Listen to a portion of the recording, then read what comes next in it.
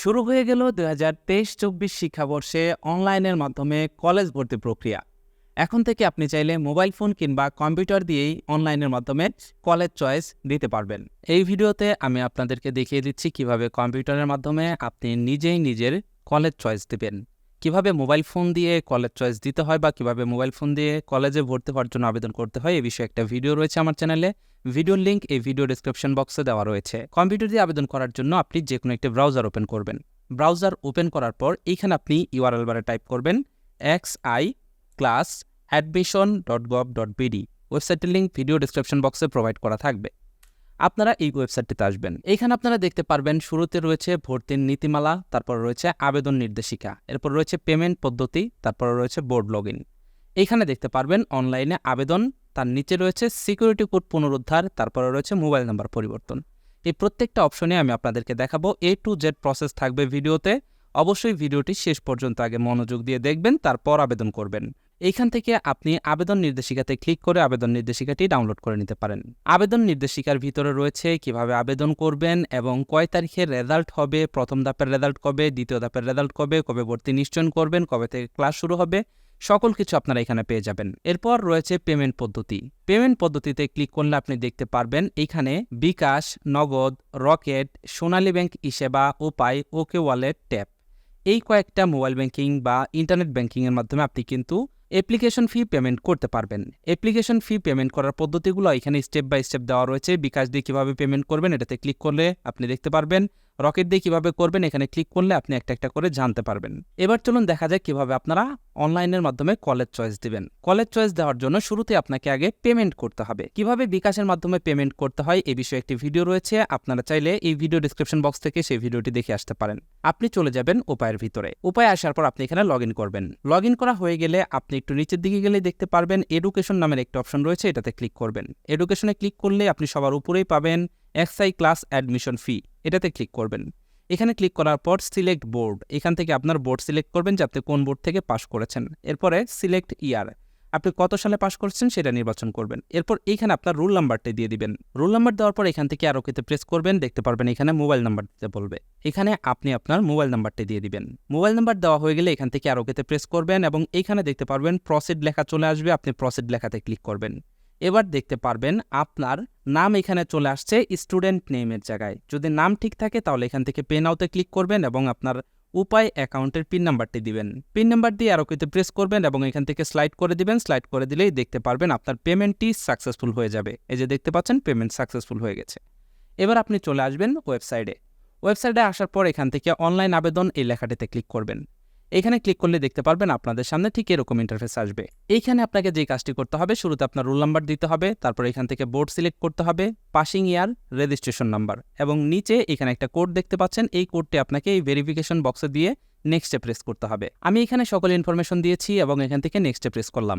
নেক্সটে প্রেস করলে আপনি দেখতে পারবেন এইখানে রোল নাম্বার, বোর্ড, পাসিং ইয়ার, নাম, পিতার নাম, মাতার নাম, জিপিএ কত এবং মেরিট পজিশন কত, এই সকল কিছু এখানে চলে আসবে। আপনি নিচের দিকে চলে যাবেন। নিচের দিকে আসলে এখানে আপনাকে মোবাইল নাম্বার দিতে বলবে। এখানে আপনি আপনার মোবাইল নাম্বারটা দিবেন। অবশ্যই এখানে সচল একটি মোবাইল ফোনের নাম্বার দিতে হবে, যে মোবাইল নাম্বারটি সচল রয়েছে। এই মোবাইল নাম্বার ছাড়া কিন্তু পরবর্তীতে আপনি পরবর্তী স্টেপের কাজগুলো করতে পারবেন না। মোবাইল নাম্বার দেওয়া হয়ে গেলে এখান থেকে সেমভাবে আবারও সেম মোবাইল নাম্বারটি দিয়ে দিবেন। এরপর এখানে দেখতে পাচ্ছেন এনআইডি নং অফ গার্ডিয়ান। এখানে আপনার বাবা মায়ের এনআইডি কার্ডের নাম্বার জানা থাকলে সেটা দিয়ে দিবেন, না থাকলে দেওয়ার দরকার নেই, এটা অপশনাল। এবার এখানে দেখতে পাচ্ছেন রিলেশনশিপ উইথ ইউর গার্ডিয়ান, এখানে ফাদার অথবা মাদার নির্বাচন করবেন। এরপর যদি আপনার মুক্তিযুদ্ধ কোটা থাকে তাহলে এটা এখান থেকে নির্বাচন করবেন, আর যদি কোটা না থাকে তাহলে ভুলেও এটাতে টিকমার্ক দিবেন না। এবার এখান থেকে আপনি নেক্সটে ক্লিক করবেন। নেক্সটে ক্লিক করলে দেখতে পারবেন আপনাদের সামনে ঠিক এরকম ইন্টারফেস চলে আসবে। এইখান থেকে আপনাকে কলেজ চয়েস দিতে হবে। কলেজ চয়েস দেওয়ার জন্য শুরুতে আপনি এখান থেকে বোর্ড নির্বাচন করবেন। আপনি এখান থেকে মাদ্রাসা বোর্ড এবং জেনারেল বোর্ডের কলেজ চয়েস দিতে পারবেন। আমি জেনারেল বোর্ডের দেবো, তাই জেনারেল বোর্ড সিলেক্ট করলাম। এরপর এখান থেকে আপনি ডিস্ট্রিক্ট সিলেক্ট করবেন। যে ডিস্ট্রিক্টের কলেজ চয়েস দিবেন সেই ডিস্ট্রিক্টে সিলেক্ট করবেন। এরপর এখান থেকে যেই থানার কলেজ চয়েস দিবেন সেই থানাটি আপনি সিলেক্ট করবেন। এরপর এখানে কলেজ লিস্টে ক্লিক করলে দেখতে পারবেন যেই থানা আপনি নির্বাচন করলেন সেই থানায় যতগুলো কলেজ রয়েছে সেই কলেজের নামগুলো চলে আসবে। এইখান থেকে আমি ঘাটাইল ব্রাহ্মণ শাসন গভর্নমেন্ট কলেজ এইটা নির্বাচন করলাম। এইখানে আমি চয়েস দেব প্রথম চয়েস। এর জন্য এখানে দেখতে পাচ্ছেন শিফট রয়েছে, শিফট দিলাম ডে, ভার্সন, এখান থেকে ভার্সন বাংলা এবং সিলেক্ট গ্রুপ, এইখান থেকে আপনি কোন গ্রুপে চয়েস দিতে চান সেটা নির্বাচন করবেন। তো আমি হিউম্যানিটিস দিব, তো এখান থেকে হিউম্যানিটিস নির্বাচন করলাম। এবার এখান থেকে অ্যাড দিস কলেজ, দেখতে পাচ্ছেন কলেজ এখানে অ্যাড হয়ে গেছে, এটা 1 নম্বর প্রায়োরিটিতে আছে।